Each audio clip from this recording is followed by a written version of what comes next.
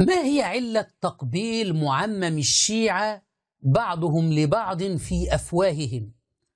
تتذكرون الفيديو الذي تحدثنا عنه حينما فضحهم عبد الحليم الغزي ما يفعلونه من الشذوذ في الحوزات، ويدخلون على بعض في الغرف يرون المعمم فوق المعمم، نعوذ بالله من هذا الفسق والفجور.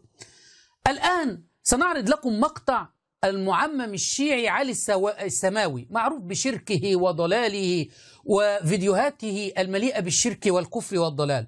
يقول: دخلت على السيد السيستاني فحينما دخلت عليه أخذ يقبلني من فمي، ويقول هذا أمام الملأ، ويقول أنا أول مرة أحكي هذه القصة.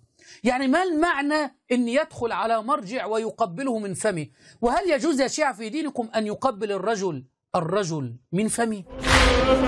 أنا تجربة شخصية، دخلت على السيد الإمام السيستاني، وهي أول مرة أقولها على المنبر، وحتى أول مرة أقولها لشخص، والله على ما أقول شهيد. في شهر رمضان تشرفنا بالزيارة، فدخلت أسلم على جناب السيد، هم الولد الله يجزيهم بالخير، موبايلي وياي وضع كذا. المهم صرت أقبل السيد باسني بفمي، صرت أقبل السيد باسني بفمي. قال: اللهم اجعل هذا الفم ناطقا بمحمد وآل محمد. السيد حي يرزق. بسني من فمي وفرحان وبتقولها على المنبر الحسيني الذي تسمونه بالحسيني. هذا التشيع شذوذ وضلال، عمائم مزيفة.